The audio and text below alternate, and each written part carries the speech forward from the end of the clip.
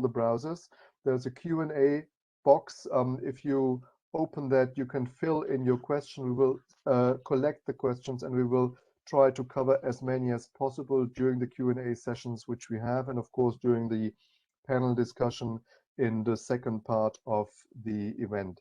I also want to inform you that we are currently already recording this presentation, and that we will share the link to the webinar within 48 hours, also along with all the slides you will see today. So in case you're not happy with us recording this webinar, you will unfortunately have to leave. That is the opt-out option which we can offer, but otherwise it will be made public. Of course, you can stay in the background if you don't put any questions into the Q&A box.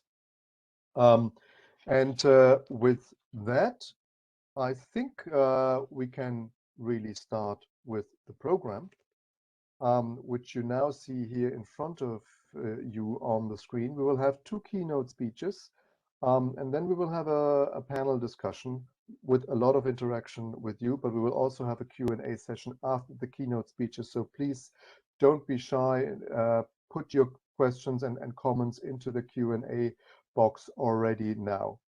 And now, without further ado, I would like to welcome our first keynote speaker, Kim van Sparentak. Kim is a member of the European Parliament for the Greens EFA group, and she's also a rapporteur on the report on decent and affordable housing for all. And maybe I should explain for our US audience what it means to be a rapporteur in the European Parliament. It essentially means that the respective MEP is the leader on a topic and has the lead authorship and the coordination responsibility for a report with which the European Parliament is expressing an opinion, is asking the Commission to focus on in particular, and to potentially introduce or suggest legislation on the topic. So it's really a high-profile job and task with a lot of responsibility, and I'm very happy that Kim, that you can join us today. And please, I would like to hand over the virtual microphone to you. Thanks for joining us. Thank you very much, Oliver. And as Oliver just mentioned, I was the rapporteur on the report of the European Parliament on access to decent and affordable housing for all. And with this report, the European Parliament really tried to put housing high on the European agenda, demanding the right to housing to be fulfilled and for the European Union to play a key role in this. And Europe is in the midst of a housing crisis. From Paris to Warsaw, Dublin to Athens, an increasing number of people in the EU are struggling to afford the rising cost of housing. Even before the start of the pandemic, 1 in 10 Europeans were spending more than 40% of their income on housing. And with the pandemic, things have gotten worse. We've seen an acceleration of the increase in housing prices. In the Eurozone, we have seen an increase of 6% in the first 3 months of this year. And between July last year and July this year, there has even been an increase of 16% in the Netherlands. And people have also lost income, and reporting of NGOs and other actors on the ground point to increased poverty and exclusion. And we see that more and more people depend on food aid. And with eviction moratoria and other temporary support measures coming to an end, we risk to see a wave of evictions and eventually an increase in homelessness. And when looking at the rising cost of housing, we need to look at the full picture. And energy makes up for a large chunk of housing costs. In 2019 already, 7% of the people living in the European Union couldn't keep their homes warm. And the impact of climate change with increased heat waves also makes the opposite a big problem. People can't keep their houses cool. And energy poverty is a huge problem, specifically in Eastern Europe. And the current rapid increase in energy prices we are witnessing might have a devastating impact the coming winter. And the plan of the European Commission to include the building sector in the emission trading scheme might have a longer lasting impact, shifting the bill for the energy transition to those already paying the highest utility bills now. Okay, I know I've painted a dire picture so far, and it is clear that we will need to strengthen our social protection and find a way to control energy prices. But I would also like to focus on the important potential of making housing more affordable and energy efficient through renovation. Because the European Parliament's report, my report, has called to increase the deep renovation rate to 3% per year to contribute to achieving climate neutrality in the EU by 2050. And buildings cost 36% of European greenhouse gas emissions. It's obvious that also this sector needs to undergo a deep transformation. The challenge will be how to achieve this in a socially justified way. The renovation wave, if done well, can be an example of how to achieve a socially just climate transition. It has the potential to alleviate energy poverty and create jobs. And focusing on housing will help the Green Deal. Housing is so close to our lives. If we can demonstrate early on that the Green Deal and climate action can mean positive change for people in their everyday lives, we will have a lot more political support to fight the climate crisis as fast as we need to. And we need to make sure that when we support renovation, the energy efficiency gains and therefore the impact on energy poverty as well is big enough. We don't want to renovate the same building again 5 years from now. And at the end of this year, the European Commission will propose new rules for the energy performance of buildings. And this needs to ensure that when existing buildings are renovated, we achieve maximum energy savings through minimum energy performance standards. The renovation wave needs to focus, besides achieving maximum reduction of greenhouse gases, as well on maximum impact on reducing social inequality. It needs a strong focus on fighting energy poverty by investing in retrofitting social housing and the worst performing buildings. And the Affordable Housing Initiative that the European Commission has announced wants to put a focus on social housing by promoting a district approach. I welcome this. We are seeing good results with such an approach with Energiesprong in the Netherlands. I'm worried, however, that people in private rental and homeowners in Eastern Europe will not benefit from the support for renovation. And to ensure that also multi-apartment buildings with a high number of owner-occupiers or tenants will get renovated, we need specific financial incentives, but also participation and communication will be key. Another element of the renovation wave is the potential it has for jobs and the economy. A deep renovation of 3% in the European building stock per year, improving the energy performance of these buildings by at least 60%, can create 2 million jobs. However, what we are seeing today is that we are struggling in Europe to have enough workers to actually fill these jobs. And we need, therefore, to think about how to retrain workers and invest more in vocational and technical education and make jobs in construction more attractive.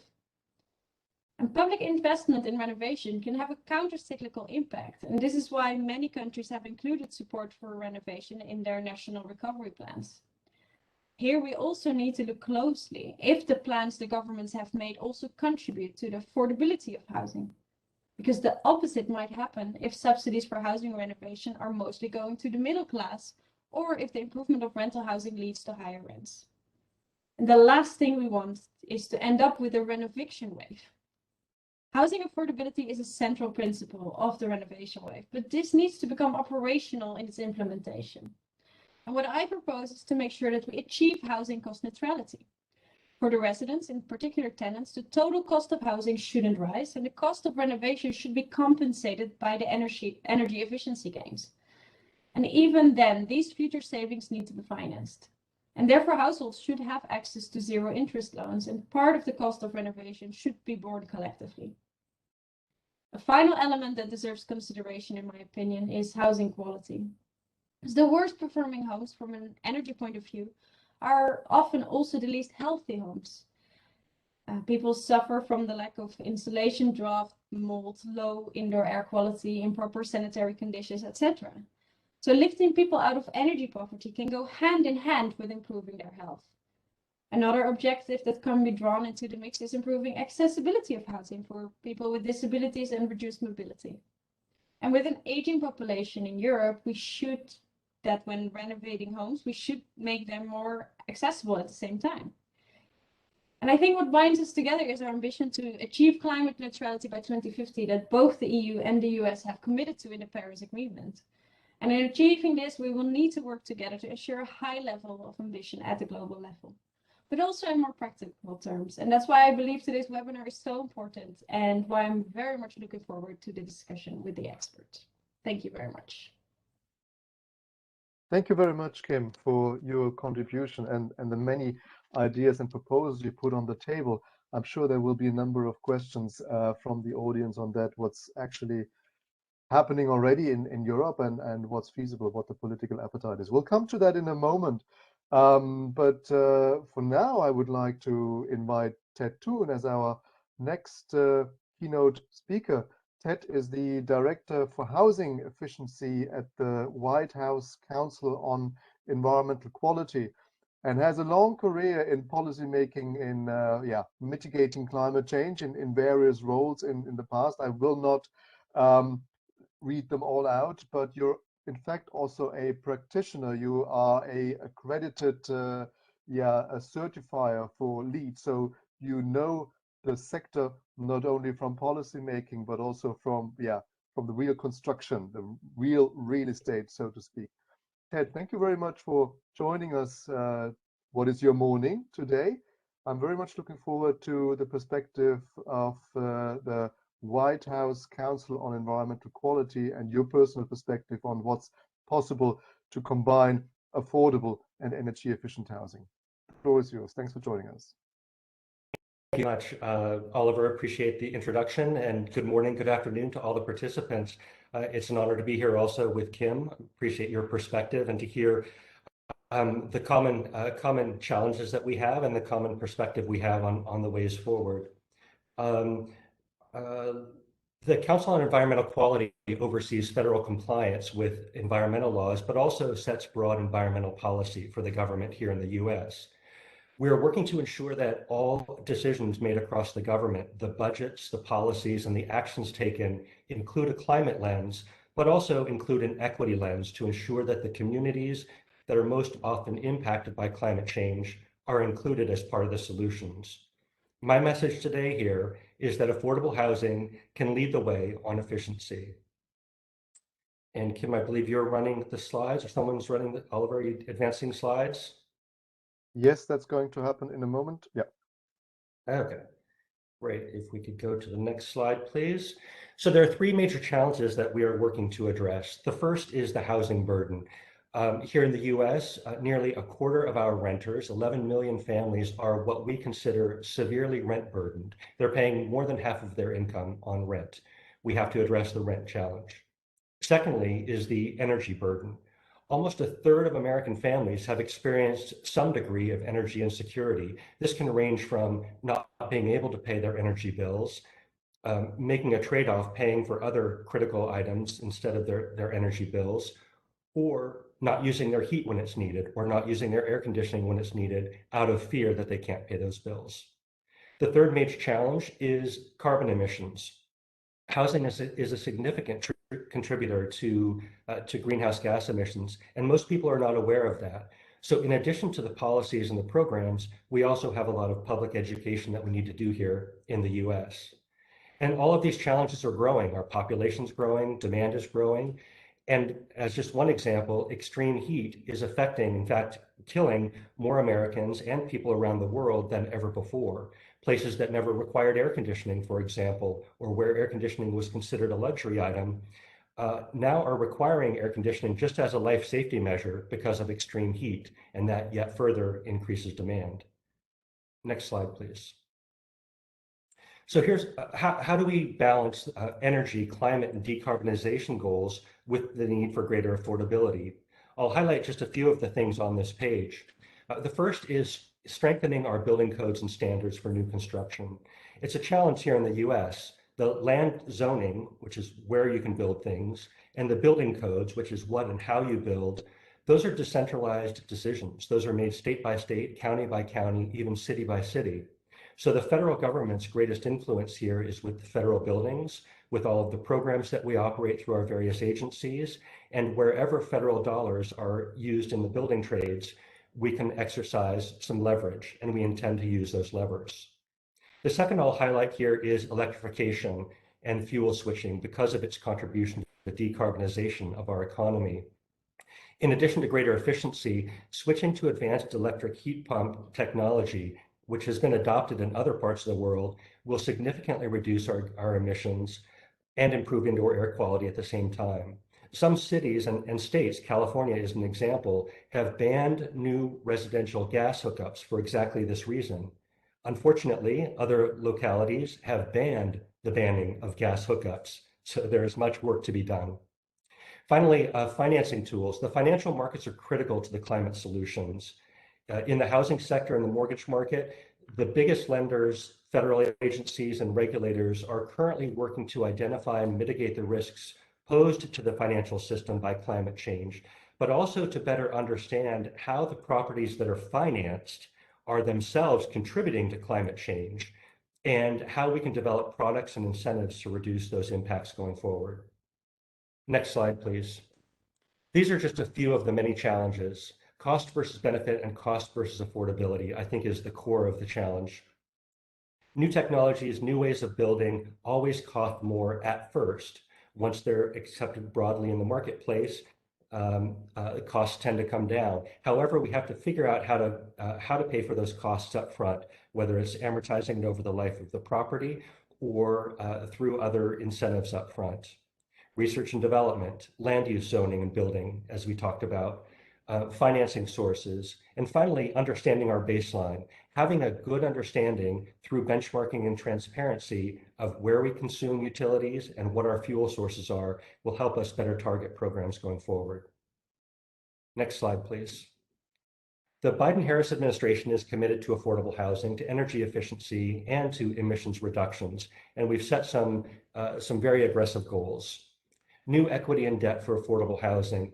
So through several financing entities that control much of the housing market and certainly the mortgage market, we are working to increase what is available for building of new homes and the renovation of existing housing. Increased rental subsidies, zoning reform, home ownership. The administration has set a goal to renovate 2 million homes to be energy efficient and to renovate 4 million commercial buildings during the first 4 years of the Biden administration.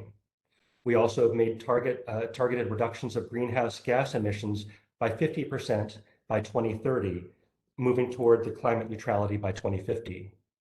These are aggressive goals, and housing must be part of the solution. Next slide, please. So how will we do that? There are ongoing executive actions. These can be done by our federal agencies and by the White House. So there are a number of programs, the Weatherization Assistance Program, a program we call LIHEAP, which is a utility assistance program, our low-income housing tax credit program. All of those are proposed to be increased in the future budgets. There are executive orders from White House fact sheets. Just in the last few weeks, fact sheets have come out regarding climate risk, equity, and environmental justice.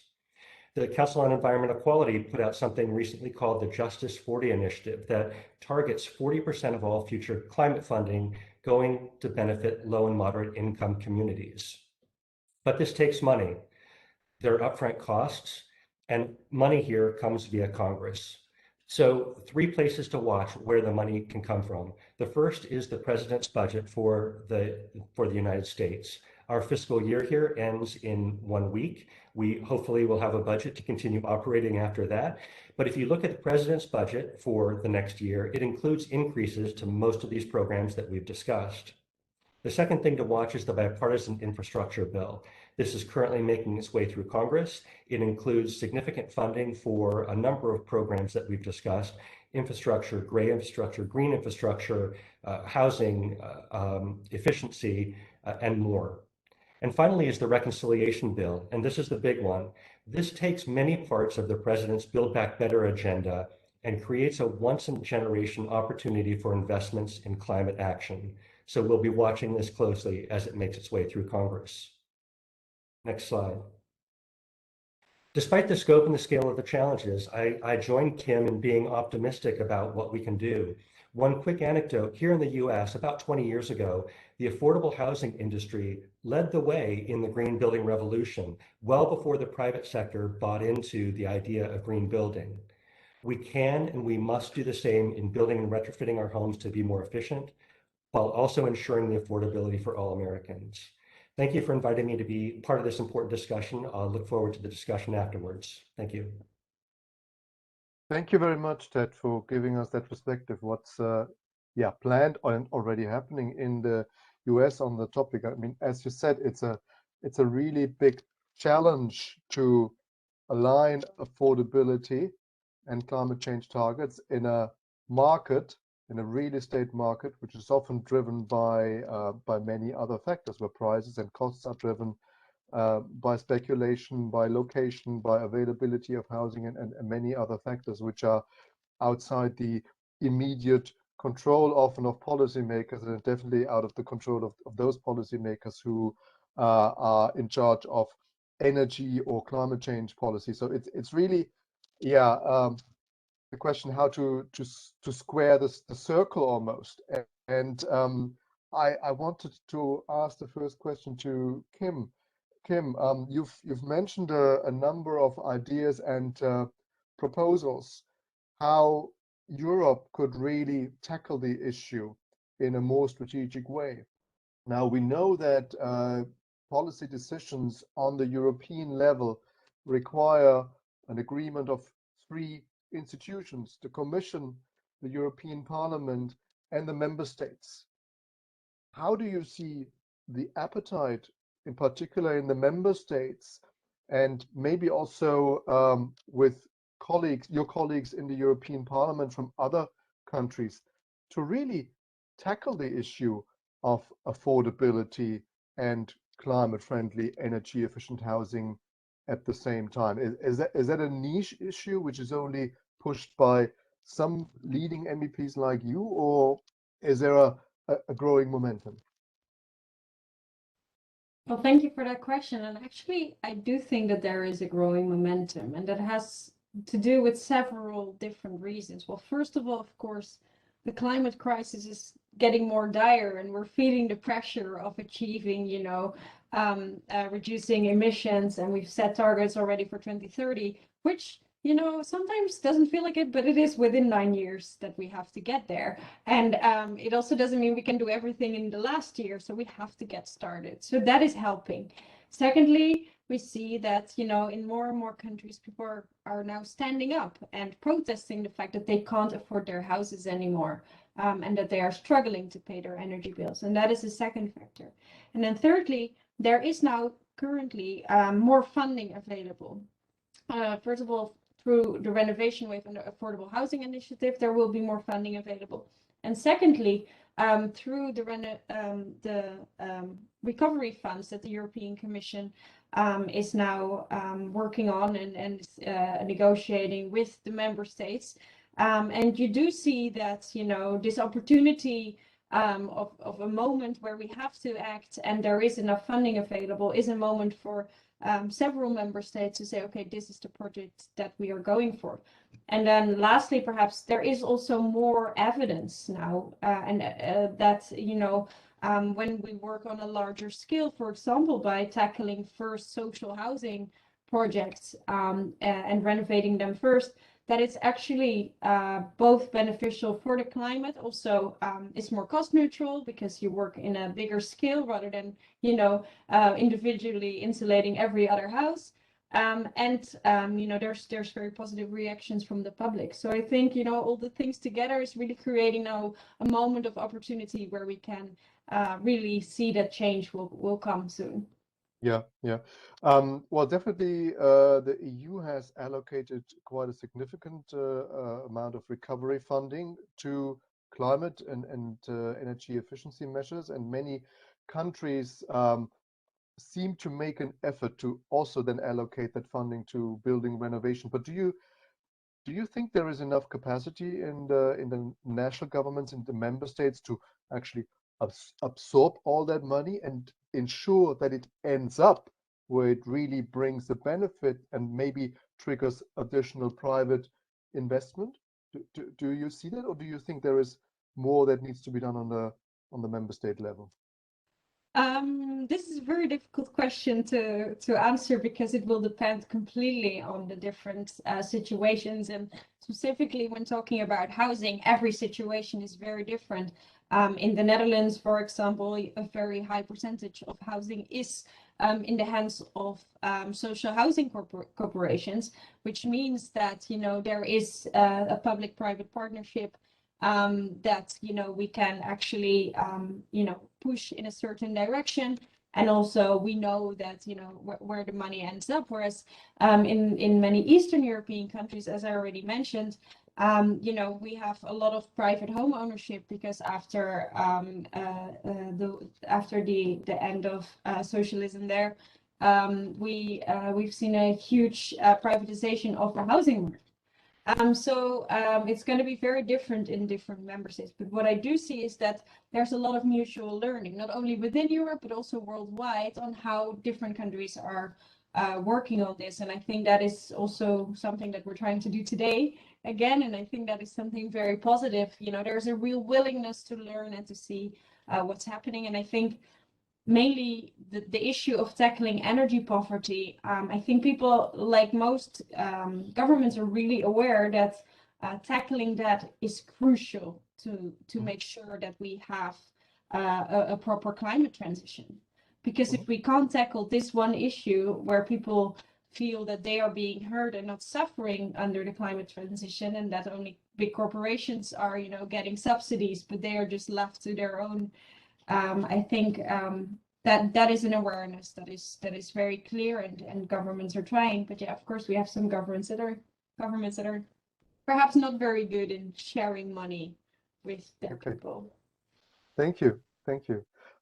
Ted, you also mentioned that, of course, the federal government is allocating significant funding to the topic, but that there also, well, are limits to how much the federal government can achieve on the ground due to the structure of the US. Do you see a similar increase of awareness, of willingness on the state level, on the city level in the US, which Kim just described for Europe, or is the situation different in the US?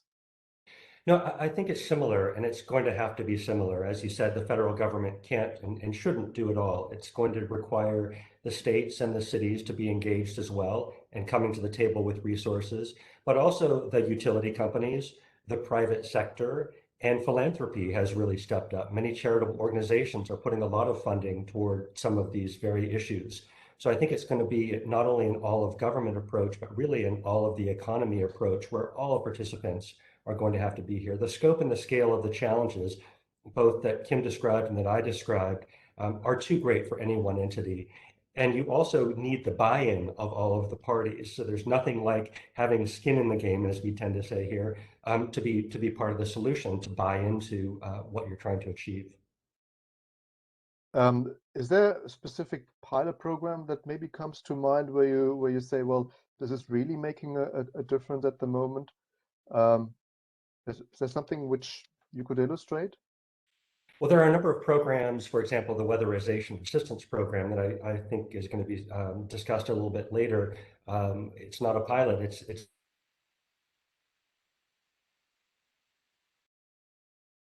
low-income people. That program, we believe, will grow, and it's been highly effective, and also at leveraging other resources to make the dollars go further. So that's one that I certainly would highlight. It's been very successful. We're very proud of that program. Thanks.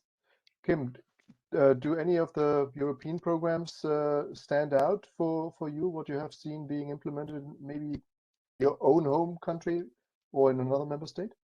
Yeah, so yeah, it's maybe a bit ugly, but indeed, I think one of the most successful ones that has been replicated in many other countries is from my own member state, the Netherlands, and it's called the Energiesprong, and that's also what it's called in other member states, which leads to very funny pronunciations of this word, but it means the energy jump, basically, and it's what I was, you know, yeah, I think it is a good idea. So it is indeed. Social housing corporations who really look at the most efficient upgrade social housing to make them climate neutral. And the way they do this is by, you know, by including the energy bill within the rental bill. So let's say to keep it easy, you know, you used to pay 600 euros of rent, and you would pay between 100 and 200 euros in energy bills. Now, from then onwards, you're going to pay 750 euros rent, and that includes your energy bill because your house is practically climate neutral. This, first of all, gives, of course, you know, this can make sure that, you know, there is more funding available and that it's more affordable. And secondly, it also gives a lot of yeah, how do you say that, calmness to the people who live in these houses, because the more energy inefficient your house is, the more stressful the energy bill is every month, because you don't know if it's going to be really high and whether you can afford it.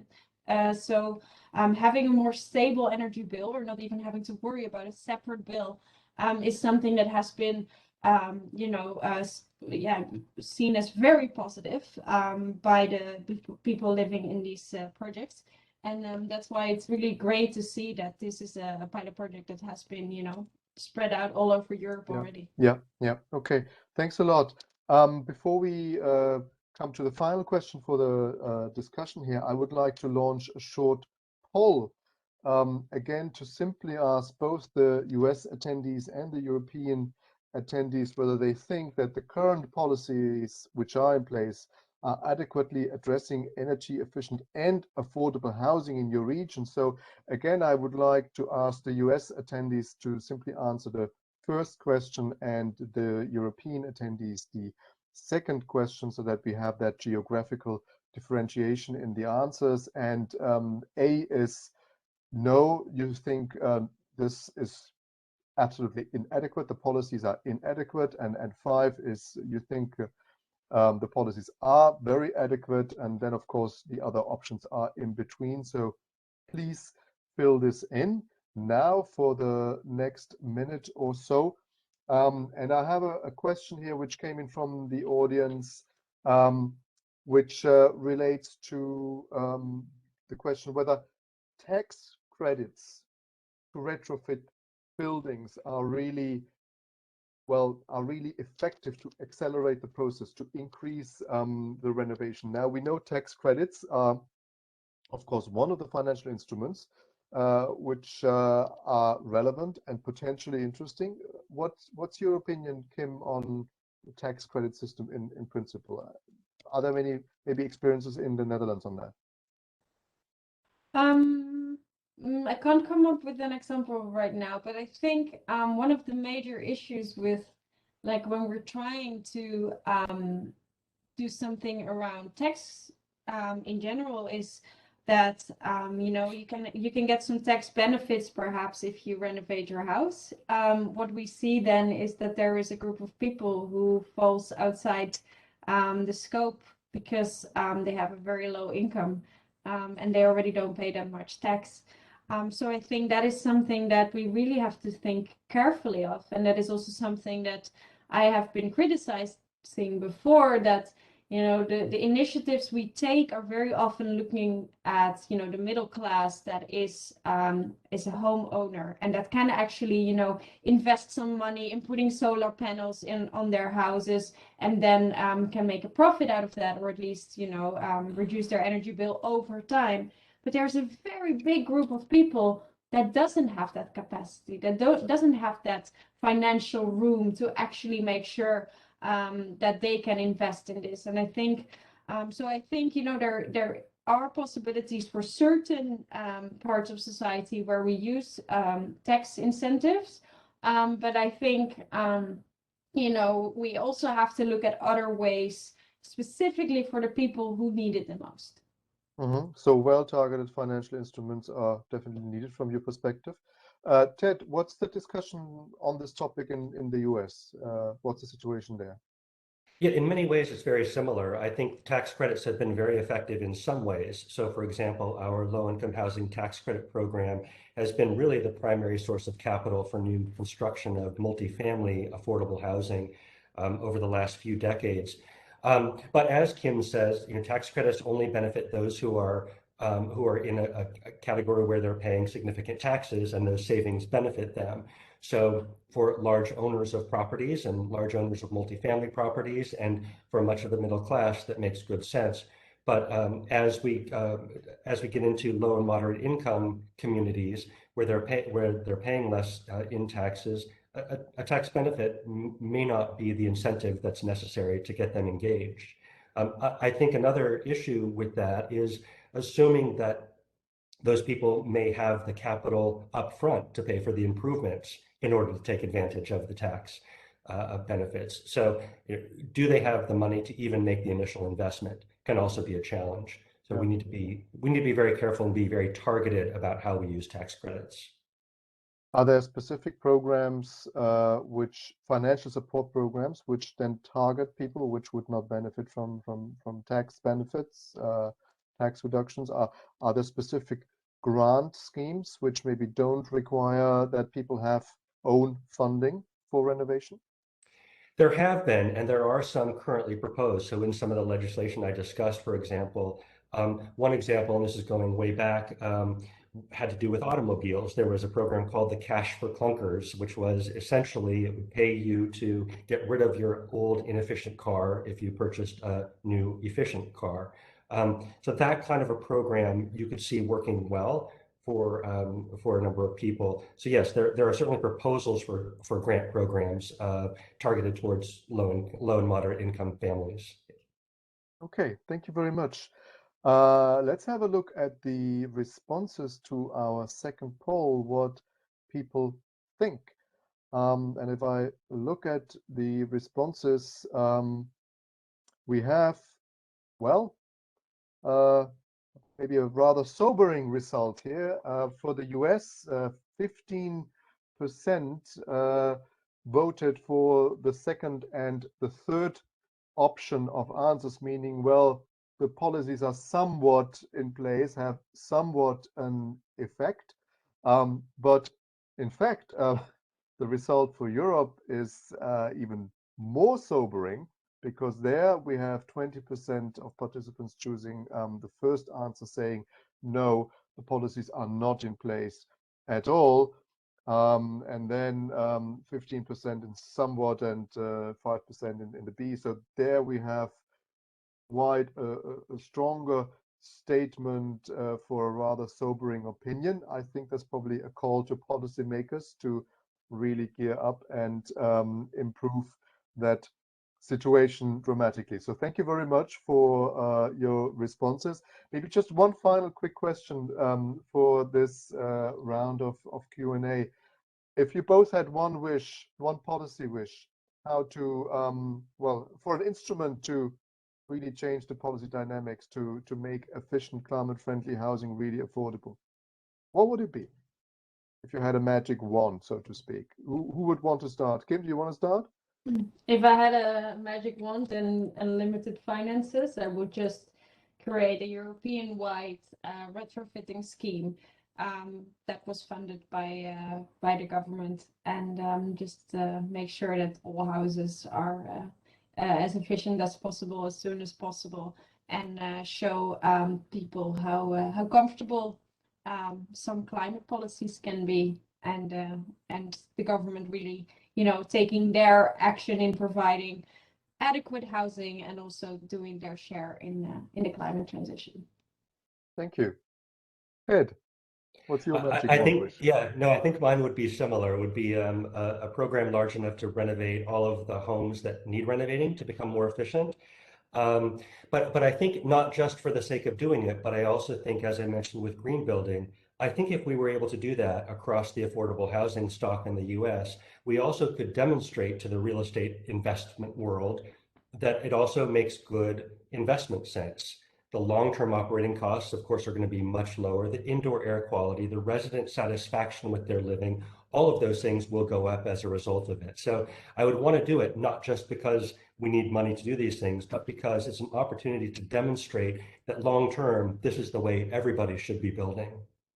Thank you. And definitely, I mean, you both hinted at that, making sure that people realize the many additional benefits in addition to climate change mitigation and saving energy of renovation, really making houses, homes more comfortable, safer and healthier, and in the end also more valuable.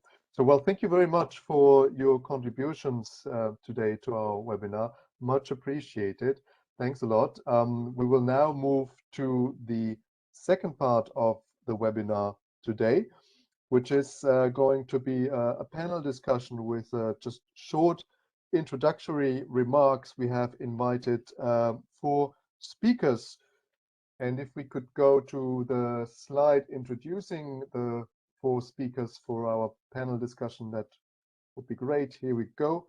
We have Andrea Mancino, we have Maureen Cornelis, Maria Vargas, and Tanya Ristova, and I will introduce them all in more detail in a moment.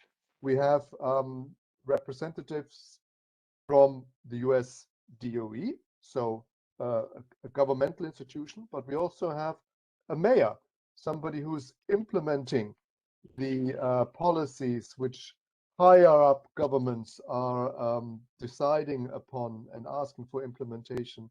And we have, well, 2 representatives from the business community, Maureen and Andrea, who give us their business and consultancy perspective. And I would like to invite Andrea Mancino as the Executive Vice President of Bright Power in New York to first give us the perspective of a business which is trying to support people in really renovating their homes, renovating their houses, and turning that into, of course, a profitable business at the same time. So, Andrea, thank you very much for joining us today. Thank you. I'd like to invite you to give us your opening remarks before we then move later into the panel discussion. Sure. Thank you for having me. So I am Andrea Mancino, Executive Vice President of the New York office at Bright Power. I have over 10 years experience in the energy efficiency and sustainability industry. And I just wanted to say that over the last 10 years, there's been a really major shift in the performance of multifamily buildings in New York City, actually led by the affordable housing sector. It's been driven by affordable housing finance, stringent energy codes, mandatory energy efficiency standards, and developers that were really not happy about mandatory efficiency standards back in the day now use passive house and high performance as a standard, as their standard of performance for all of their buildings, because they've actually seen the tangible impact of the work, such as lower operating costs and better productivity of residents. So I guess you could say that they drank the Kool-Aid, as they say in America. I also work with many government and housing agencies as a consultant on different energy programs, including providing input on navigating various roadblocks, providing adequate financing, and ensuring also equitable outcomes of for the residents of the buildings, and helping to define program standards. Slide, please. A little bit about Bright Power. We provide energy and water solutions for both existing and new construction multifamily buildings. And we have an array of services that are meant to keep owners and developers engaged in energy efficiency and carbon reductions and cost savings through the life cycle of a building. And so we started in 2004, and we have offices in New York and California and employ about 200 people at this point. And slide, please. Just an example of a sort of early adopter building. Park Avenue Green at the time was the largest and first affordable multifamily building certified by FIAS, the Passive House Institute of the US. And it was really a shining example of a integrated approach, meaning all design and construction parties were bought in as early adopters.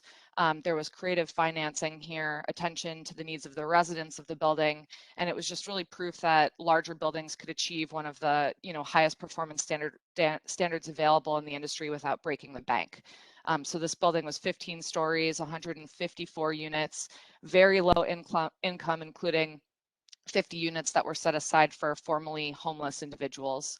It also had solar PV system, cogeneration, and they're doing real-time energy management of the building to kind of monitor usage as the building is performing. So that is my my introduction, and I'll pass it off. Thank you very much. Thank you very much. I would already have an immediate question for you, but I'll park that for later. Yes. We said we wanted to have the opening remarks from all the speakers first. Our second speaker is Maureen Cornelis, who's the Executive Director of Next Energy Consumer. And Next Energy Consumer is a policy consultancy focusing on the social aspects of the energy and climate transition. Maureen, thanks a lot for joining us today. Please, I'll hand over the virtual microphone to you for your opening remarks. Thank you so much, Oliver. It's really a pleasure and an honor to be around this table, virtual table today. So, as you said, I'm the Executive Director of Next Energy Consumer. It's a very small consultancy, but yeah, basically it's me, myself, and I have more than 12 years of experience in energy consumer protection, energy consumer rights in Europe, but also in Africa and in Latin America. So next, please. I try to be like shaking ideas and solutions within the energy and climate transition because of this background that I have. Focusing first on consumer rights and then on the energy issues. I'm really passionate about energy justice, and that's why I was appointed as one of the first EU Climate Pact ambassadors. If you haven't heard about it, it's really a nice initiative from the European Commission to bring people together and try to find solutions to the climate crisis, like involving people directly from the ground. Next, please. So a few projects I've worked on. I've worked on the EU Energy Poverty Observatory, which is a European Commission led project on energy poverty. I worked on the first, let's say, shape of this poverty observatory, which was a little bit more into policy focus, policy analysis, etc. And right now, this EU Energy Poverty Observatory has changed into a kind of more participatory framework, which will support the development of programs and projects at the more local level. I work also with the Cost Engager, which is an international research network focusing on energy poverty and vulnerability. And one of the enormous, let's say, advantage of this network is that I'm getting to learn a lot from people who spend their time really looking into the solutions and things that do work and do not work regarding energy poverty. And I will share some of the findings in the following slides. I also work on access to justice and access to rights in the energy transition throughout the Just Energy project. I'm the former lead of the network of energy ombudspeople and alternative dispute providers. So this is really interesting to see how the kind of complaint handling is a way for people to really really assess the market and see where things do not perform. And indeed, in the construction sector, you don't really have somebody who is neutral and can be analyzing the situation on the ground and also report back the issues that people may face.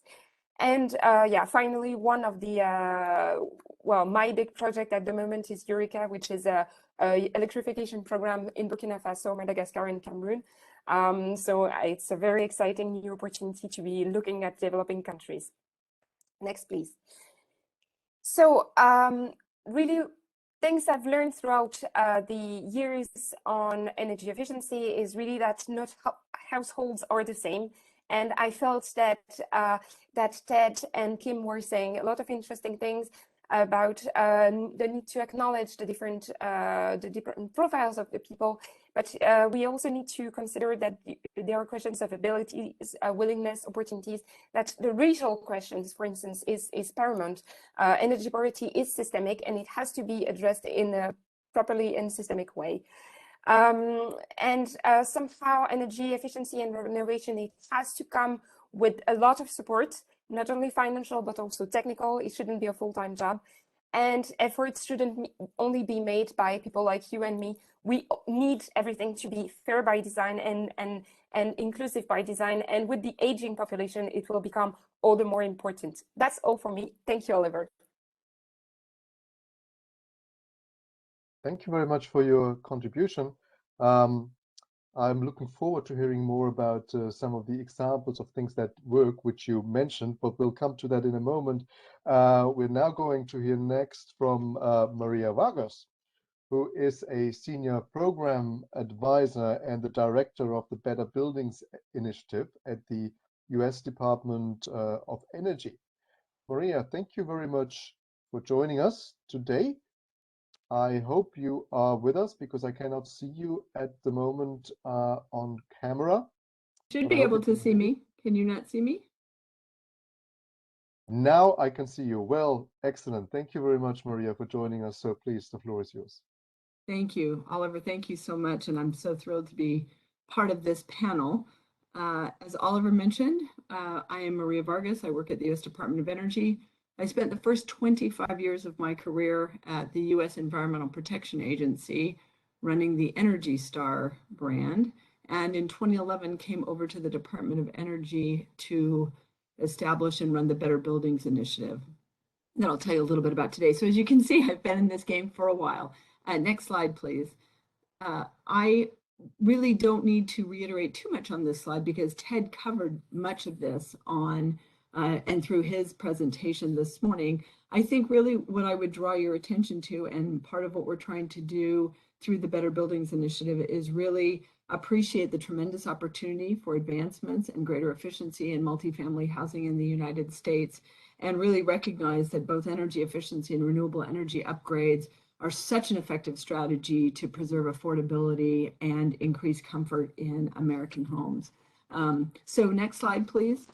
Ted alluded to this, but I just thought this would be helpful for everyone. There's quite an array of US federal programs that help drive and preserve affordable housing in the United States. And I can't pretend to speak to all of those today. I just wanted to let you know where I fit in. But then just to draw your attention, Ted did mention the LIHTC program. That really is a tax credit in the United States, is really the leading driver of new and preserved affordable housing in the US. It really does drive innovation. It really serves as the backbone for some of the financing that many of the speakers, Oliver, Ted, other folks have mentioned this morning. So that is an important offering through the US government. There's work at HHS. There's a LIHEAP program that helps consumers with their energy bills. I am at the Department of Energy. As Ted mentioned this morning, we do have a very robust weatherization assistance program, WAP. I am going to speak not so much to WAP, but to really talk about the Better Buildings Initiative, which is a voluntary effort in which we partner with another federal department when it comes to multifamily homes, and that is the Department of Housing and Urban Development, or HUD. And HUD does tremendous amounts of work in working with affordable housing and through community development programs and all of that, as well as EPA has a whole host of efforts. So I by no means mean to speak for all of the US government, but we do try and work collectively and cooperatively at federal level to make sure that we are advancing and truly trying to support improvements in affordable housing. If we can move ahead.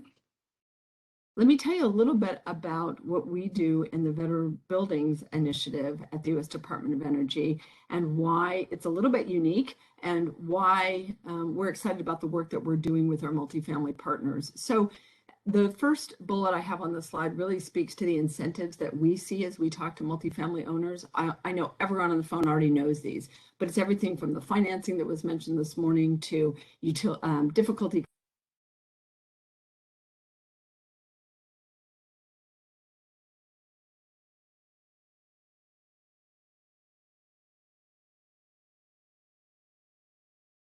It seems we have a short technical problem with Maria's connection at the moment, which I hope we can fix quickly. Maria, can you hear me again? Is so important. So we are working with over 90 organizations in the US and have saved hundreds of millions of dollars. If we can go to the next slide, please. I think it's my last slide. I just wanted to share with you some of the insights that we have in working with organizations that have committed to a portfolio-wide goal of 20% efficiency across their portfolio. And to be clear, we work with housing authorities, affordable housing owners and developers, as well as market-raised multifamily partners. And if you look across who's being successful and why, we can talk more about some of these examples in the Q&A, but I just want to focus you on the left-hand side of the slide, which is what is it that everyone who's working with us, who set this goal, is doing? What do they have in common that's really driving uptake in efficiency and pursuing and investing in greater efficiency? And I would just argue it's those 5 things on the left. It's setting a public goal, being very clear about what the goal is, understanding, managing, and making sure you have the data, and innovative partnerships inside and out. That includes financing partnerships. It's a team effort, and the fact that you're never really done. Investment in efficiency is an ongoing process. There is so much more to talk about, but I don't want to overstate or overstay my welcome here. So let me just close with that. But I'm excited to talk about some of the examples we're seeing and really some of the innovative work that some U.S. organizations are doing to drive greater efficiency. With that, Oliver, thank you so much. Great, thank you, Maria. We'll come to the examples in a moment. No worries, we will have enough time to talk about them in much detail. Right, so as our 4th panelist, I'm very happy to welcome Tanya Hristova, who is the mayor of Gabrovo. And Gabrovo is a town in Bulgaria. It's actually very close to the geographical center of Bulgaria. But Tanya Hristova is not only a local politician, she is in fact also engaging in European policy. She's a member of the European Committee of the Region since 2012 already, and a member of the Commission for the Territorial Cohesion Policy and the EU budget. So you're also involved in policy discussions on the European level, and I hope that you can hear me and that you are there, because I currently can see you now. Wonderful.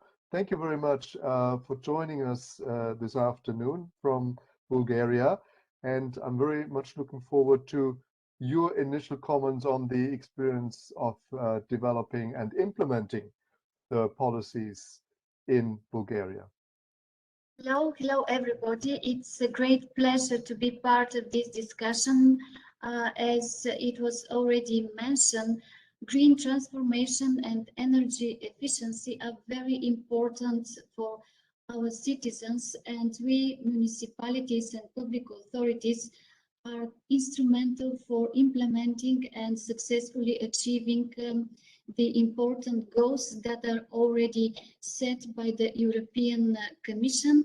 And as a country member of the European Commission, we, all Bulgarian municipalities, should be very active and very cooperative in finding the right models that will allow our citizens and our multifamily residential blocks to be renovated, as we have seen already in many other countries around the world. But let me first present myself very briefly. As you mentioned, my name is Tanya Hristova, and I'm the mayor of Gabrovo municipality. We are actually located in the geographical center of Bulgaria, and I've had the privilege to be working for a municipality which was one of the Bulgarian co-founder of Eco Energy National Municipal Network, which was established almost 25 years ago.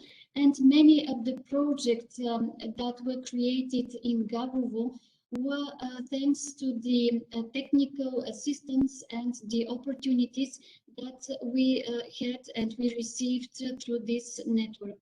This allowed also us to be part of many different projects. For example, we are the first public authority in Bulgaria which built the passive kindergarten in our city. It is also certified, and it sets as an example to different participants in the building sector, and also as a motivation for other colleagues to use this deep renovation approach. I have to say that for our achievements, it is very important the fact that we joined the Covenant of Mayors. It happened in 2013. And our objectives that we set in our plan were outperformed because we achieved more than 20% emission decrease until 2020. This year, we also joined by signing the declaration to the new and more ambitious goals of the Covenant of Mayors. And with the plans that we are currently completing, we set the goal to achieve more than 40% of gas emissions. And this is really quite an ambitious and important goal. Maybe because of this, we were announced by the European Commission as a Green Leaf City. This is an award which is provided to cities which show ambitions and achievements in environmental policy, one of which and one of the most important of which is energy efficiency, especially in our buildings, including, of course, educational, cultural, social, but also the residential buildings. Very briefly, I would like to say about our experience, the Bulgarian municipalities' experience regarding the multifamily residential buildings. In 2015, the Bulgarian government started a program which was targeting multifamily residential buildings. The important difference compared to other projects and programs until then is that for the first time the public authorities appeared to be the main actor that intervenes between the public financing that was provided and the citizens that occupy the multifamily residential buildings. It was an important experience. I have to mention that within that program, which amounted to 1 billion euro, actually the Bulgarian government provided 100% grant. This was probably important in order to motivate and to stimulate the start of this energy efficiency transformation. For a very short period, for example, in my city, we've managed together with our citizens to renovate more than 37 multifamily residential buildings, and more than 1,000 of the families which live in these buildings are enjoying the benefits of these programs.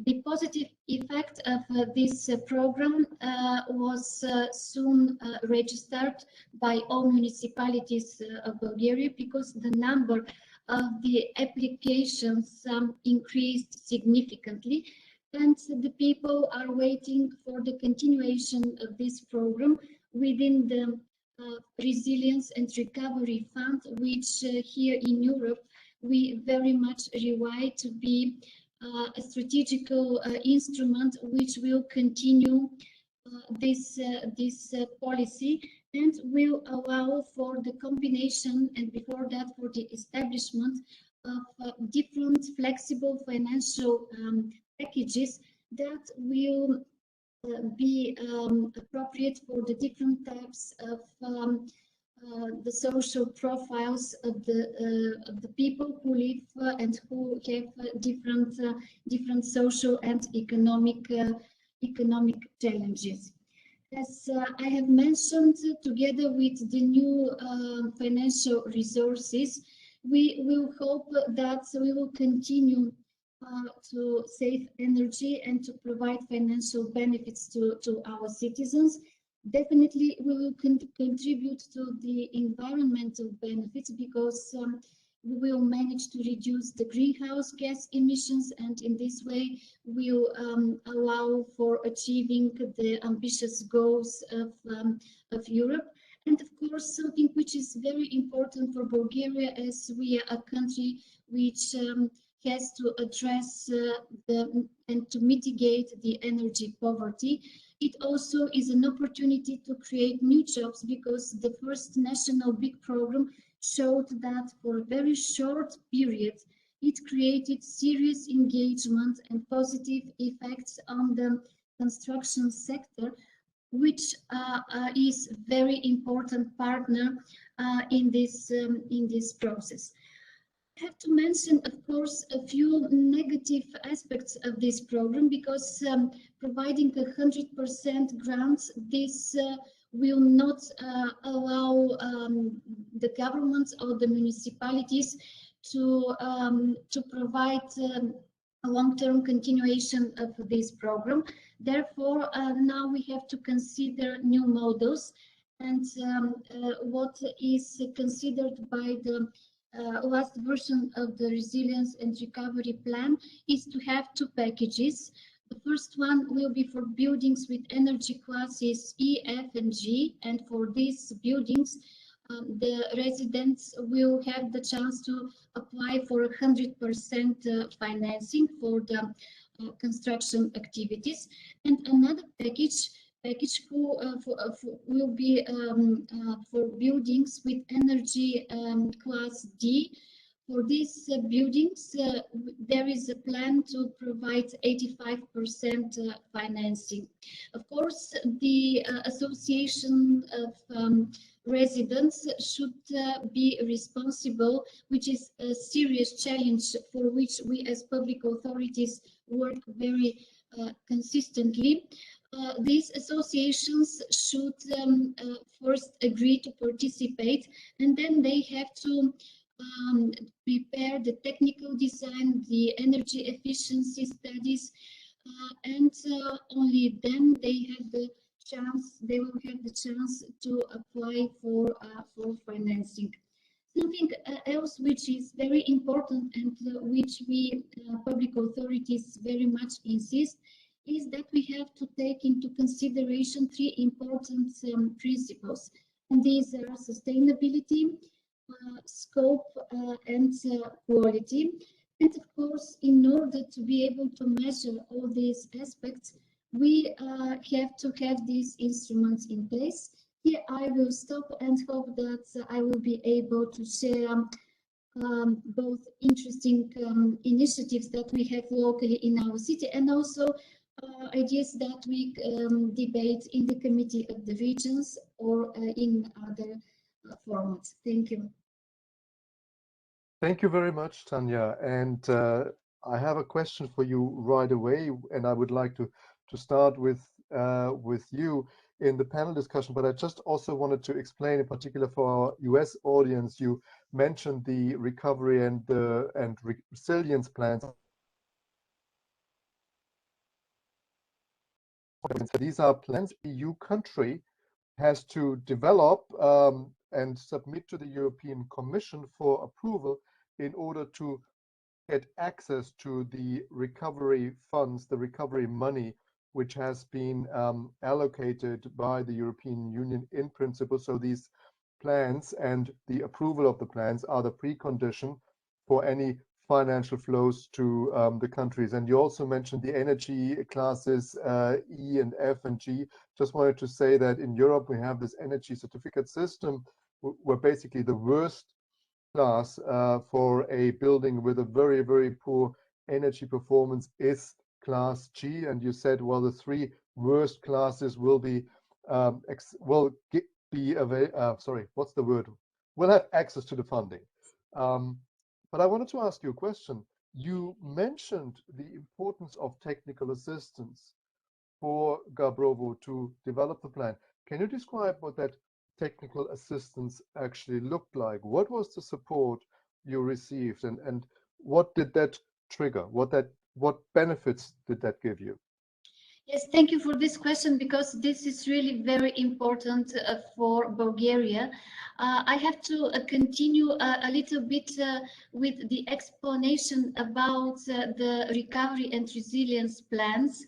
Unfortunately, Bulgaria is in a political crisis currently, and due to this fact, we still haven't submitted our plan, but we have a completed working version, which is really engaged with serious packages on energy efficiency, on residential buildings, and also on other types of buildings. But technical capacity is needed almost on each and every level, because on a municipal level, because we are the authorities that are responsible for conducting all types of procedures related to energy efficiency assessment, to technical designs. We are the institutions that have to receive and to proceed with these documents. We also need technical resource, which is well informed and prepared for the current energy efficiency tendency during the construction process, because we are in the position to be the authorities that conduct and control the implementation of the actual energy efficiency measures. And something which is very important, I will also assign this to technical capacity, because of the fact that we have multi-residential buildings, which are in the majority private property. The apartments are owned by families, but the whole building should be renovated.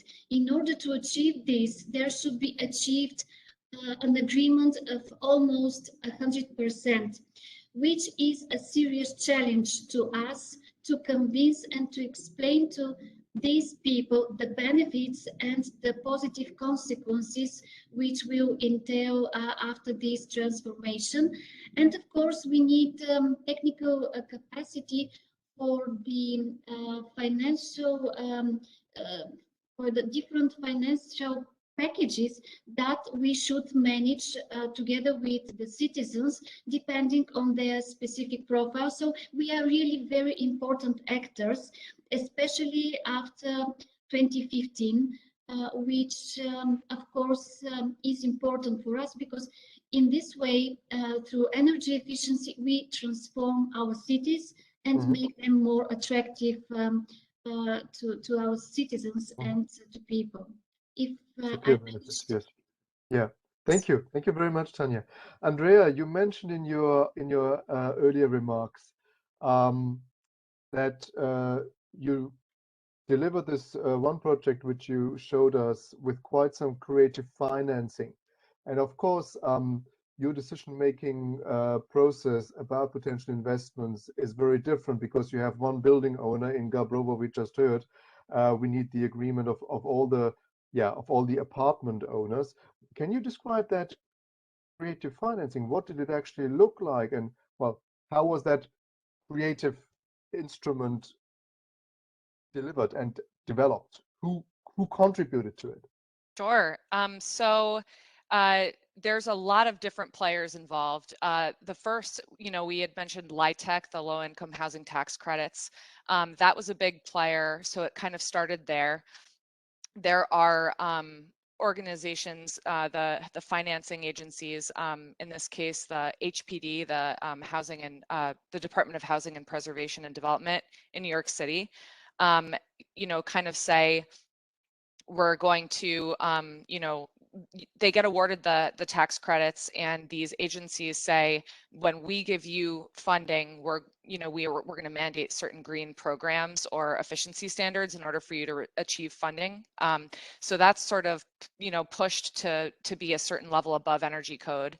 And then this team went even further than that and went passive house, which was actually a something that they chose to do as opposed to it being mandatory. So they went even further than what's required.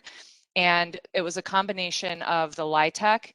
There's a agency in New York called NYSERDA, the New York Energy Research and Development Authority, that has incentive programs that give money at different periods in the project for meeting a certain standard.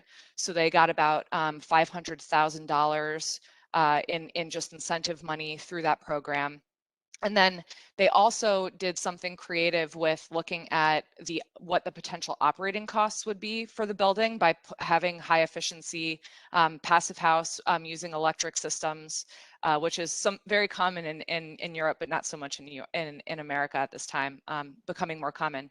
And they basically showed we're anticipating we're going to use 50% less energy than a typical building.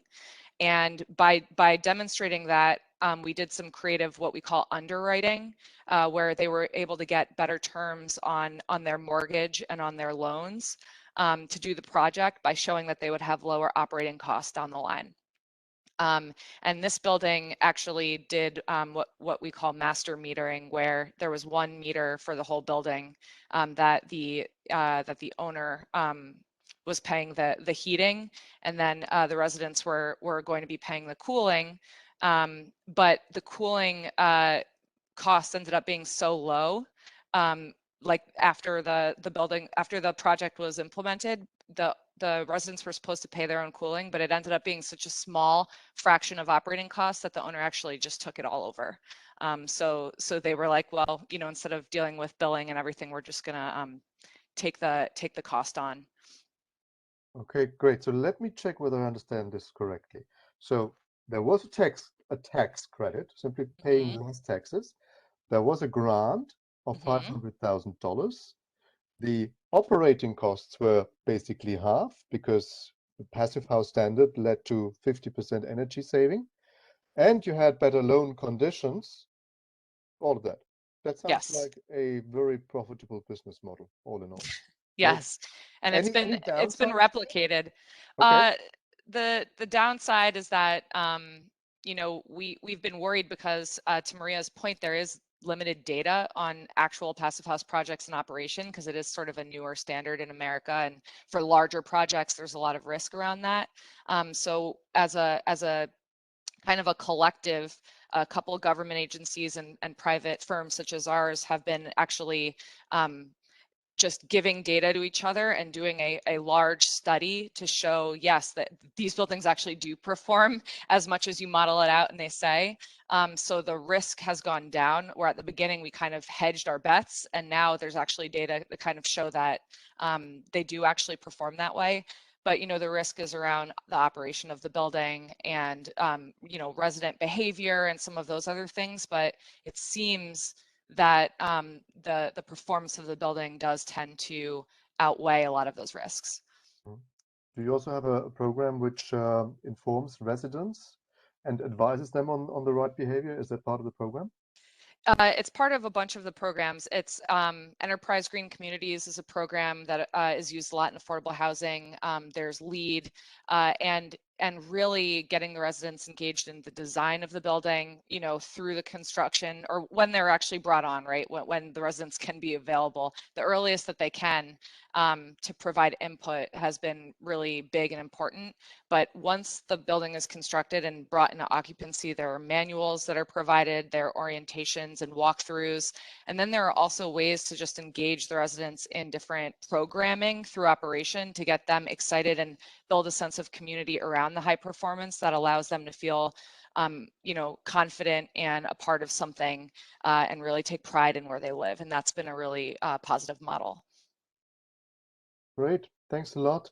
Maureen, you mentioned earlier you also have a lot of examples from Europe, or some examples which actually work. Can you describe some of them in a bit more detail and see whether we can, well, kind of compete with that great example from New York, which we just heard about? Yeah, of course, there are many. I mostly work with people and organizations dealing with energy poverty, so those are the programs that I know most. But there are many great examples at European level, but also at a very, let's say, local level. And the one that actually make the most difference in the lives of the people are the one that involve them from scratch, from the beginning, like involving the resident of your community, involving, for instance, the people who already who are not able to pay their bills, etc. And the thing is, it's really hard at first to reach out to those people because they might be really afraid or ashamed of the situation. They might be facing a lot of difficulties, and at the end of the day, they don't really understand that energy poverty is only the tip of the iceberg, and what they are, the issue they have is mostly linked to their house. I don't know who mentioned that earlier today, but indeed, poor housing quality also leads to poor health. So investing in housing means investing on public health. So it would be really nice to see these two aspects combined in policy making. And so one of the greatest example that I know is happening in the north of France. It's called Réseau Ecohabitat, and you have this network working in direct partnership with Caritas, with the church basically, to identify the people who might be in a difficult position, difficult situation, and then it helps them throughout the project, throughout the process, to build this kind of trust between them and the companies that are going to perform the work.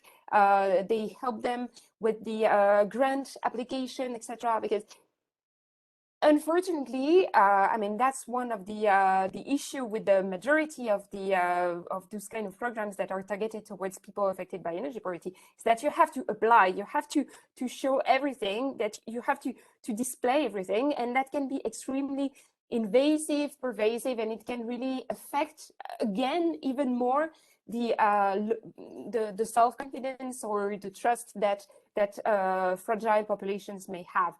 And I mean, this is really one of the best examples, but for the time being, it exists only in rural areas and mostly with homeowners.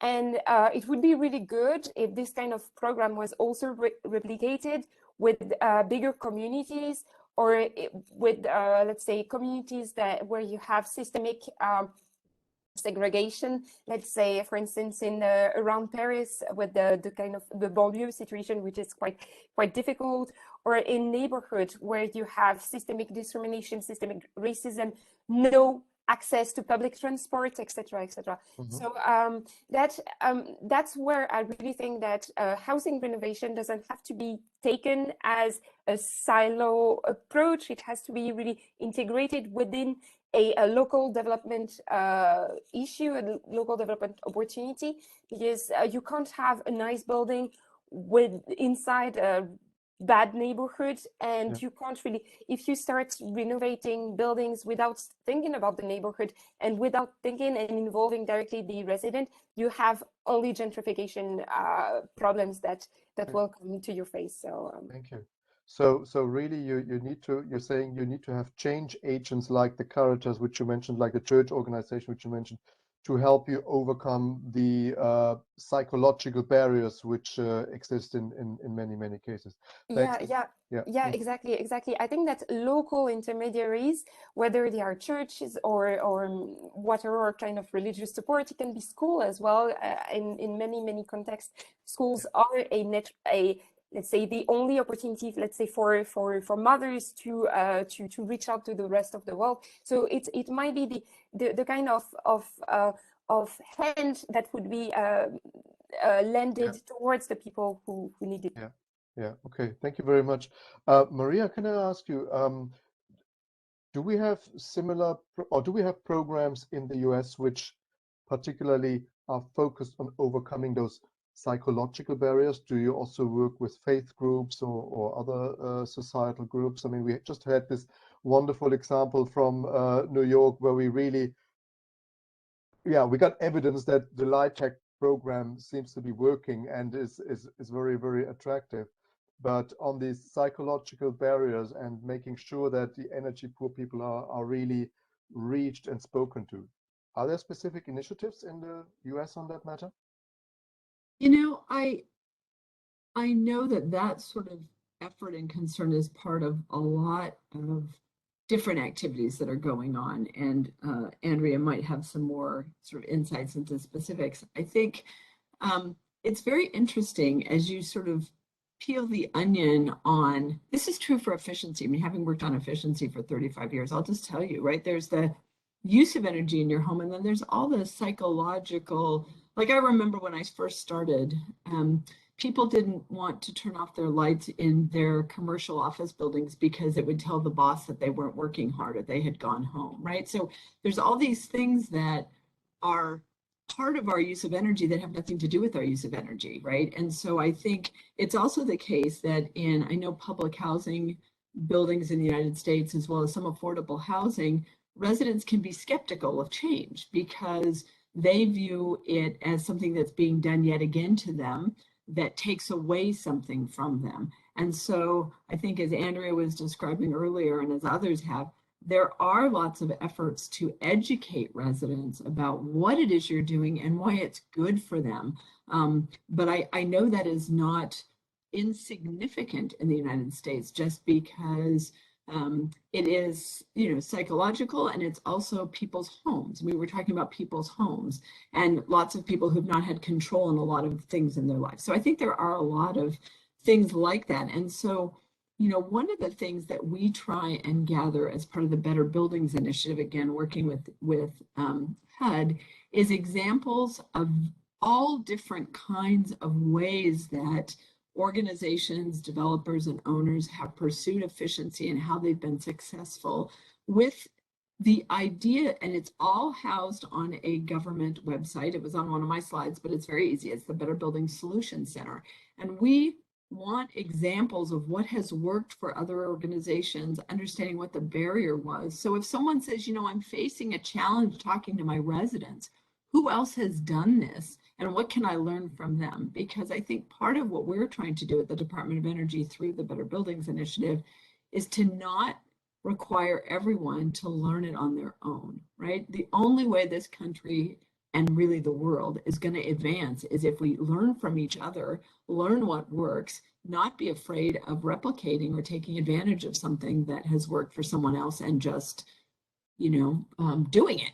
So I think it's very important. So I think there are those issues, but that's why we house those kinds of opportunities on the Solutions Center. If you are a multifamily organization, you can type in your barrier and understand not only what other multifamily partners have done, but what other communities or schools. And that's been a big push for us at the Department of Energy, which is to get and to make people realize that many organizations face the same barriers. And so how another organization may have solved that is perhaps an opportunity for yours to learn from an organization which has worked. And it's, just the last thing I'll say, another one of the organizations that we and groups really that we highlight as a neat example of what's worked in the affordable housing sector has been this coalition of groups.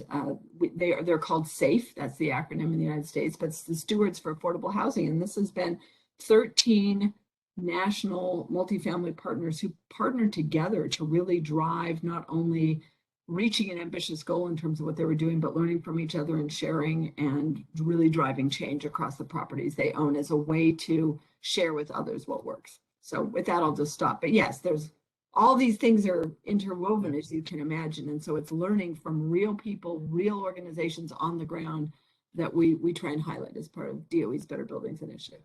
Thank you for underlining that issue. These SAFE groups, were they self-organizing or were they also triggered by a government initiative? Was there specific support? No, this was really a self-organizing effort. I mean, they really organized themselves. They had shared ownership objectives and just realized that they were stronger as a group. And it's been an intriguing model. They now, they had funding through philanthropy, and now they're really trying to broaden sort of the work that they're doing in the marketplace. Okay, great. Thank you very much. Andrea, can I ask you, because you mentioned that there is now quite some interest triggered by the renovation model and the financing model which you developed. Do you see it really being replicated a lot, or would you wish for more replication effort happening? In New York City specifically, and like, you know, the sort of tri-state area, we call it, so just outside of New York City, it has picked up a lot of momentum. So, you know, we used to just only be like we used to try to kind of push developers and our customers to do, you know, just that a little extra bit above the bare minimum. And that was a struggle for a long time. And now with these more creative financing models and also the state using some of those federal programs that Maria and others have mentioned, and then having their own layered on top of that, it's really pushed the envelope, no pun intended, on high performance, and it's escalating like tremendously at this point. So that's helped a lot. And like I said, affordable housing is driving the effort in New York. The market rate luxury housing looks beautiful, but you know, when you peel the layers back, it's really not performing that well. And again, what's also helping is that buildings have been built to high performance standards and have been in operation long enough for other developers and owners to be able to look and go, wow, that works. And if it didn't work, what did you do wrong there? And how can we not repeat the same mistake? Was it, you know, designing the system a certain way, you know, choosing something that didn't work for the population, operation and maintenance, whatever it might be. So the loop is sort of starting to close and then repeat itself over and over and get a little bit better each time. And with the implementation of more high performance sort of at volume, it's also bringing down the cost of different equipment and different materials in the industry that were like, you know, cost prohibitive in the past. So that's also what's been happening, is that rapid growth has been also bringing down the cost, and the need for all of that additional financing is still there. But you know, there are ways for people to do passive house over and over again every single time and get even cheaper each time as opposed to more expensive. You said that sharing of experiences of things that didn't really work is important, but are people really comfortable doing that? I think nobody likes to talk about their own failures or things that went wrong, and it's maybe also not really good advertisement if you talk about a project which didn't go wrong, which didn't go well. How do you organize it? How do you create an atmosphere of trust that people actually are comfortable talking about their failures? Yeah, that's a tough one. It's definitely a sensitive subject, and you don't want to kind of say, oops, you know, with a building that's still over there and, you know, still built. But you know, we've been looking at different conferences and different sort of you know, forums of lessons learned, and, you know, turning the stories positive and fostering more of a community of being able to say, you know, we tried this, we were trying to be early adopters, we had good intentions, and, you know, it didn't really work, but here's what we propose to do now. And so it's not, you know, and here's how, you know, we were able to fix it, you know, if that was possible. You know, so there's a little bit of that. And then there's also just the learning curve of like, maybe no one really says it, but you design a heat pump system better the next time without really saying, oh crap, we didn't really know what we were doing back then, so now we're going to do it. We're going to do it better. They just kind of do it. And then you just see over time that designs and the process gets better and better. Okay, good. Thank you. Tanya, can I ask you about your experience in Bulgaria in sharing lessons learned and making successful programs replicated? Is that happening a lot in Bulgaria? Is it supported by the government, or is it more an own initiative thing which maybe the mayors have to do themselves? How is that working? Can you talk about your experiences a bit?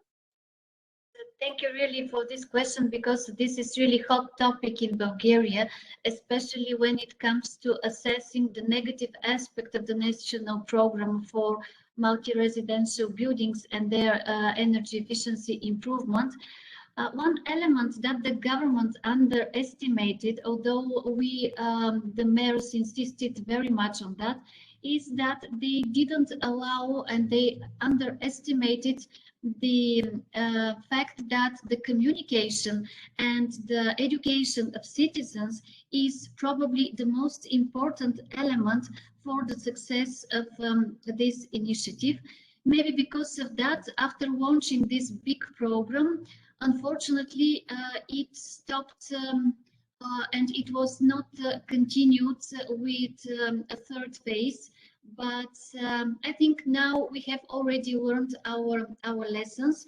And although it is not streamlined from the national government, Bulgarian municipalities identify energy efficiency initiatives as very important. Even 2 days ago, we have that National Assembly of Bulgarian municipalities. All Bulgarian municipalities were together. And one of the conferences which I participated in was dedicated on energy efficiency, green transformation, and sustainable practices, where we shared our good projects and initiatives and our ideas in order to be more successful and to continue this process. Happily, as public authorities, we have the chance to be part of different international projects. These are European projects with different sources, for example, Horizon 2020, Erasmus Plus, or others, which really provides us with the opportunity to learn from peers and to adapt these best practices to our specific situation. Here, I would like to mention just 2 projects. One is together with the friends from the Eco Energy Network. Together with them, we will establish a one-stop shop in Gabrovo, which is the instrument that will set up the practice to inform citizens about different opportunities, about different energy efficiency financial packages, and also to provide technical expertise, to organize trainings for engineers, for architects, and to also disseminate important information. And I hope that we will join our efforts and this initiative will sustain in time.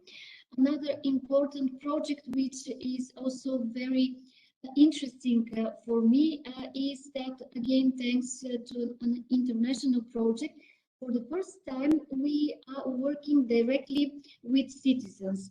We have that interesting example where we have one block of flats, big one, half of which was renovated, half of which is not renovated. This is because of that issue with people's consent and agreement to receive 100% grant. You should bear this in mind. So we have serious psychological issues that should be addressed. And now we are working in order to measure different aspects of energy efficiency. Comfort, energy economy, savings of bills, and also the people who are in the non-renovated building will now be able to receive support for drafting energy efficiency assessment, because now they see that their neighbors are living in better environment, and not only the building is looking and performing and with better qualities, but also the adjacent environment is improved, because one of the positive impacts of this program is that thanks to it, people started communicating, they started organizing their common type of living, which is something very, very positive. And I have some good predictions about the next steps, which the new instruments from the European Union combined with the national policies will produce for our country, which really suffers different challenges. Okay. Thank you very much.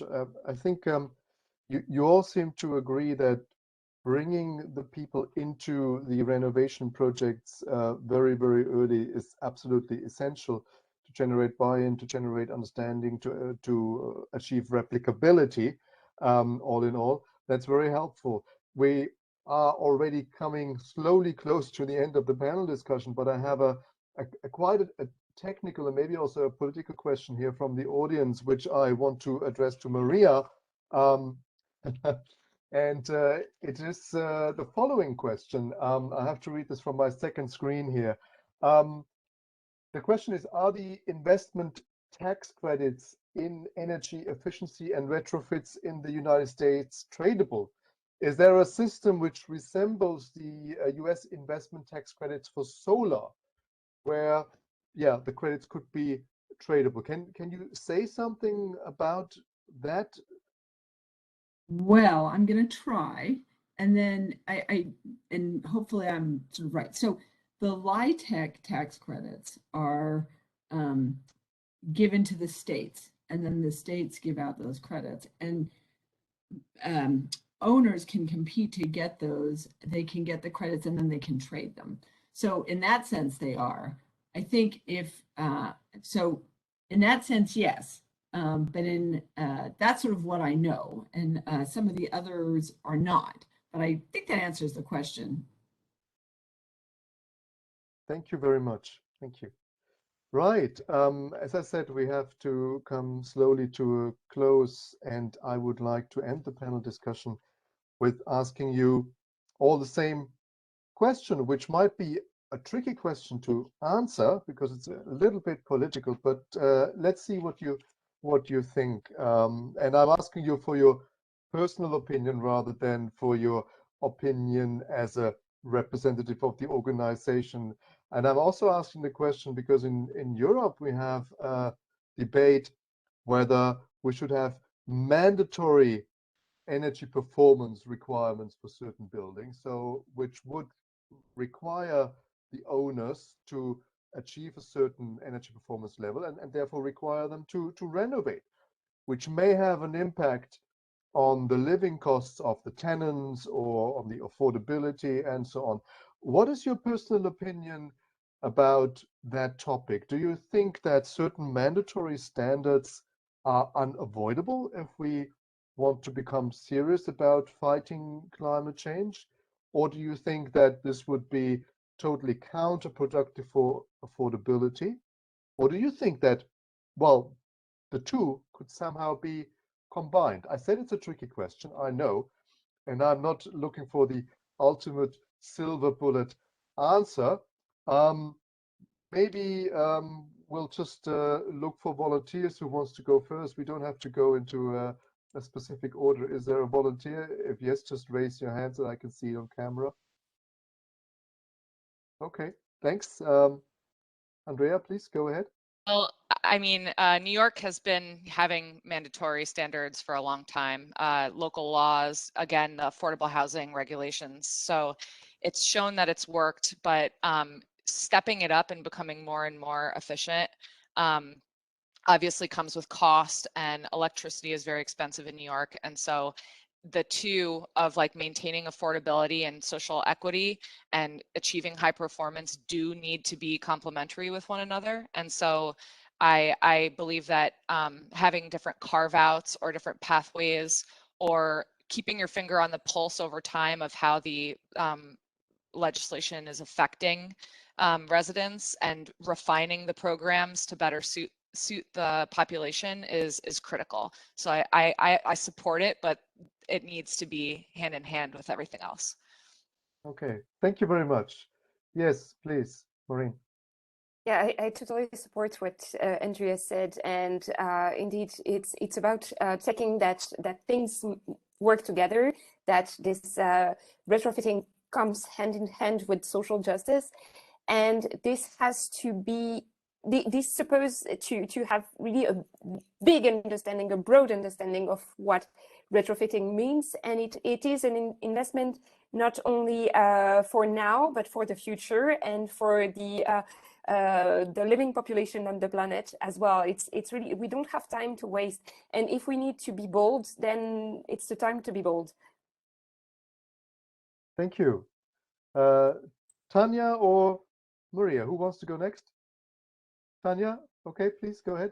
Thank you. I will be very brief because what was said is totally in line with my understanding. Actually, Bulgaria has set mandatory requirements in its brand new long-term housing strategy. But I believe that strategies are only successful when they are combined with the human aspect.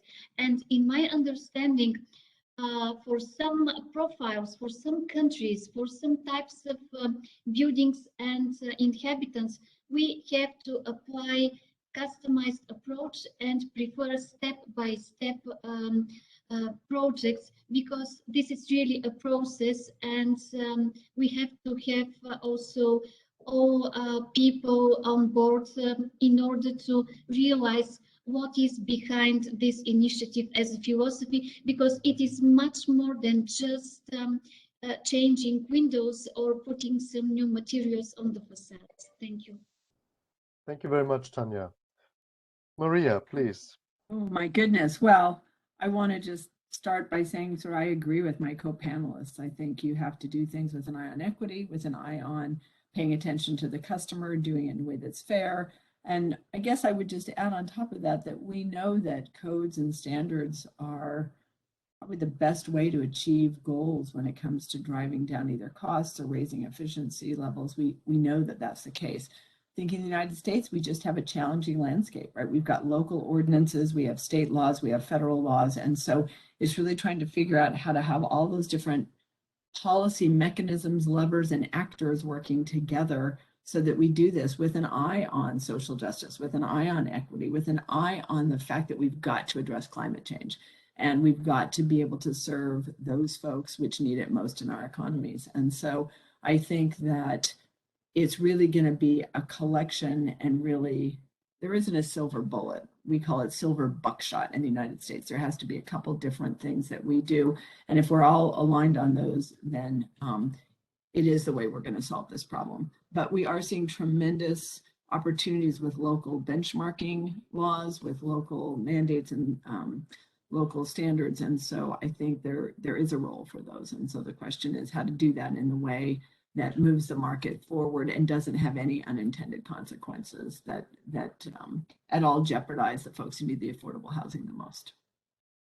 Thank you very much. I would like to thank you all for your contributions, your constructive ideas and forward-looking recommendations. That's really much appreciated. Now we heard all of your ideas. I would now like to address the audience again, because we have two very short polls still prepared, and we're going to share the results of the polls with you when we send out the webinar link and the slides, because we don't have time to really cover them. So one poll, if we could launch it already, please, is what tools and measures are needed to address energy poverty? You can select multiple answers, and you don't have to say whether you're from the US or the EU, in contrast to the first poll. And I would just like you to answer that quickly. And as I said, we will share the results then with the email, which is going to all participants. I would also like to announce that we are going to publish a glossary which will explain the many US terms and the many EU terms which have been used today.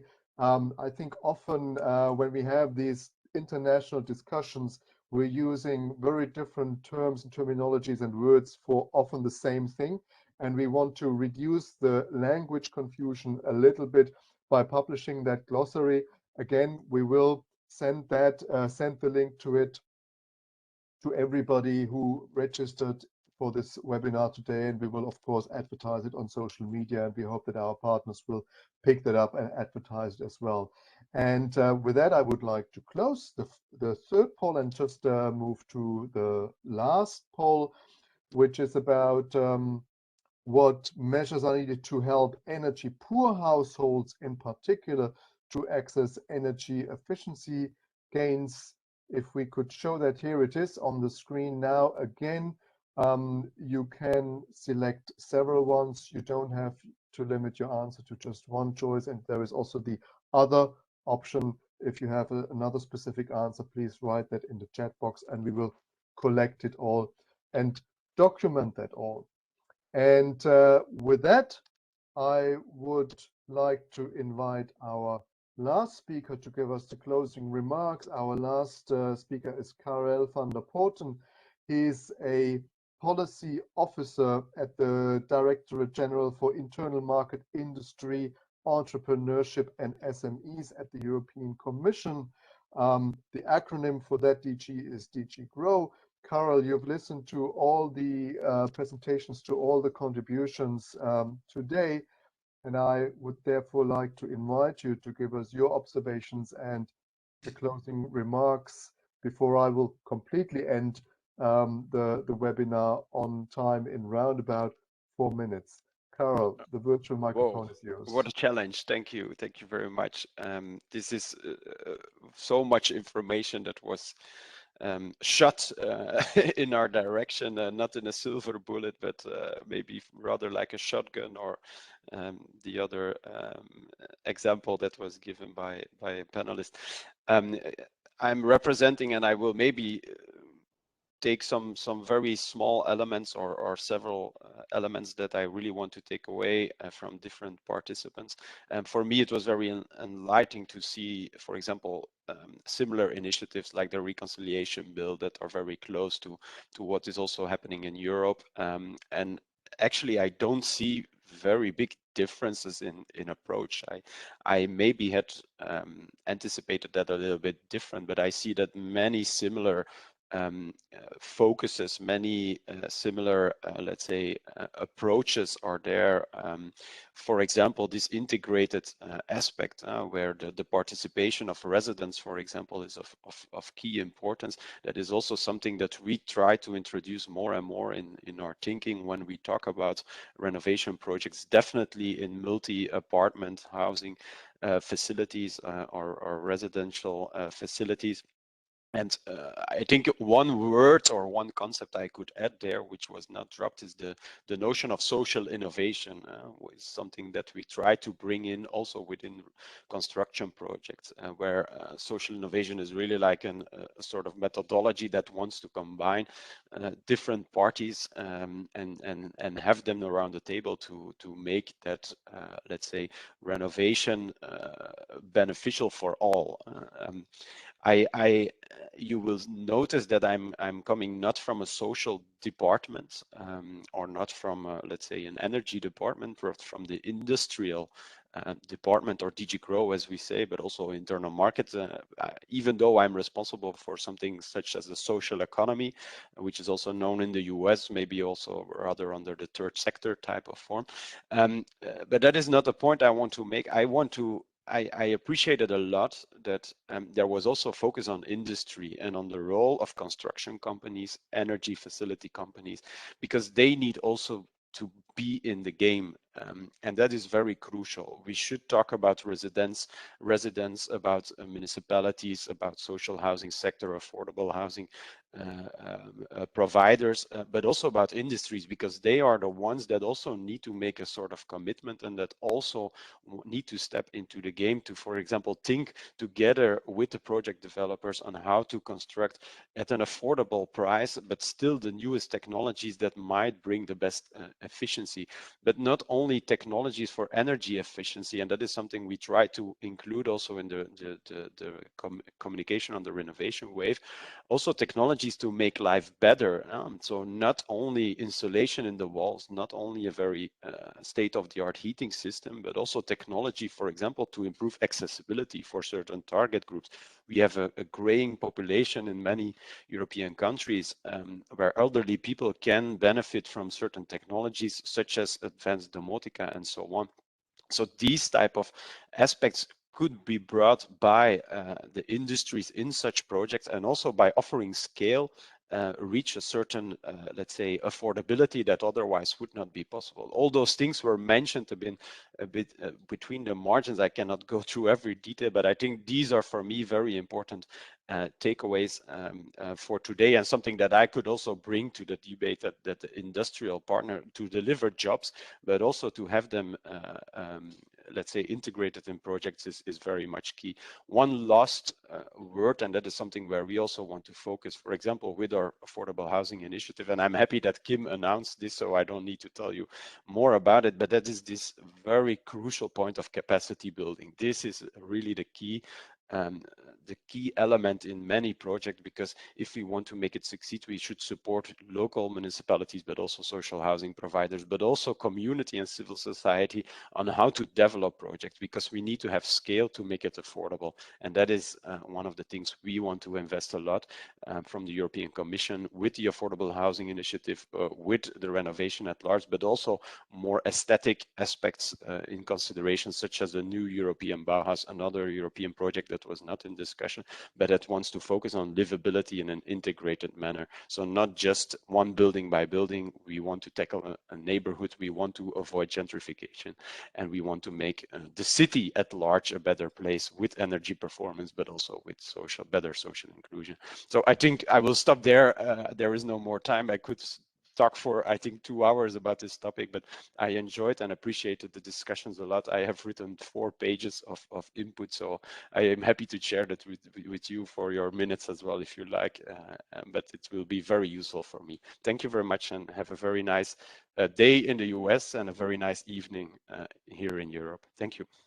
Thank you very much, Karel, for your closing words and for highlighting the importance of putting humans and us human beings at the center of technology